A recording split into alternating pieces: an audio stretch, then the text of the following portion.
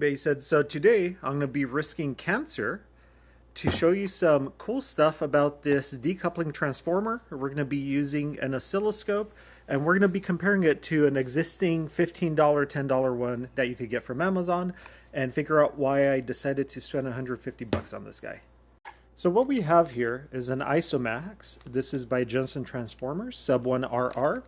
This is known as a ground loop isolator, an RCA decoupler, and it really uses a transformer inside. Basically uses magnetic fields to pass the AC signal from one RCA into the other.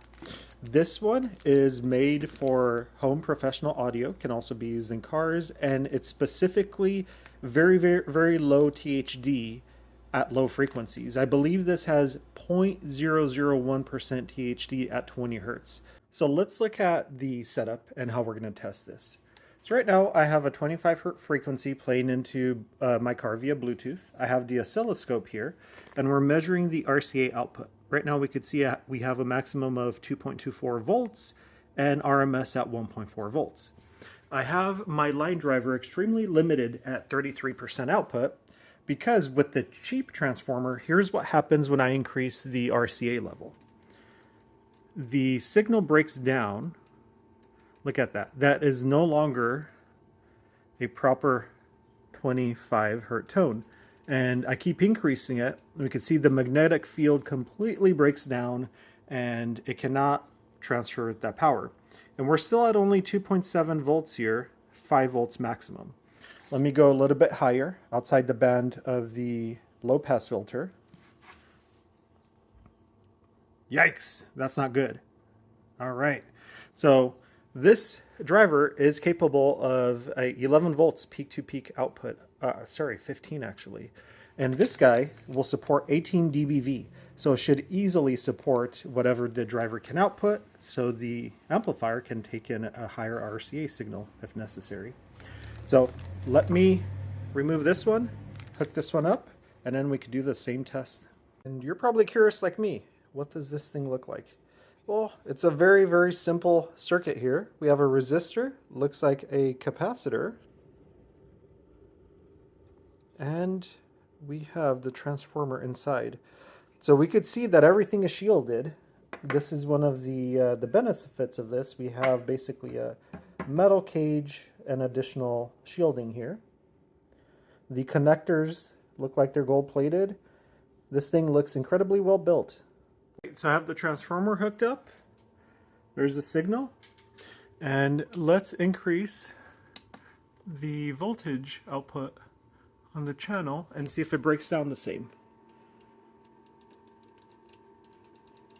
Look at that. Holy moly.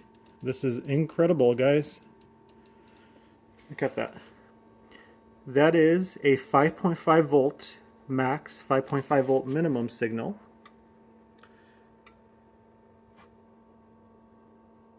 So we have essentially 11 volts peak to peak. Now that we know that we could output a sine wave at 11 volts peak to peak, let's play some music. Choose a song with some pretty violent lows. Looking clean. But really what I want is a song with a lot of harmonics going on here.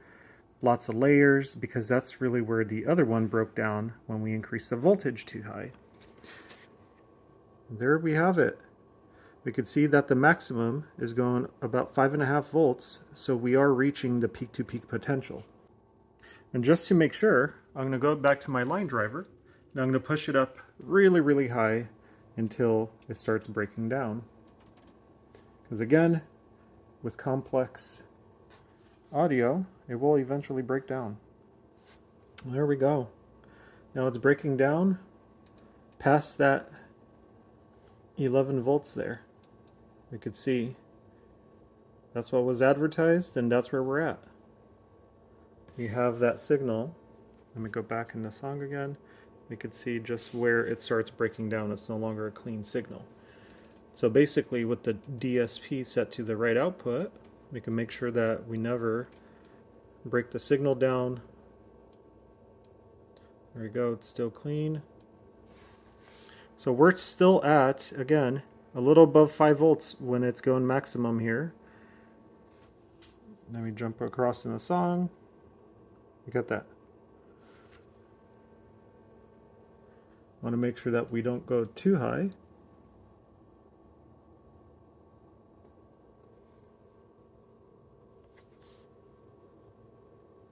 All right. So we are clean here. Look at that. Clean waveform. We're still getting over 5 volts positive, 5 volts negative. Now this is the type of signal I want to work with these high voltage amplifiers. So my initial impressions of the Jensen Transformers Sub-1RR, which is meant to have very low distortion, phase distortion, 0.01% at 20 Hertz of harmonic distortion. Supposed to have a very good response, and we could definitely see that. We're working with 20 Hertz, which is working incredibly well. And THD versus frequency, again, this will be a subwoofer only application here for my high voltage sub amplifiers. So it's looking wonderful. So thumbs up for me.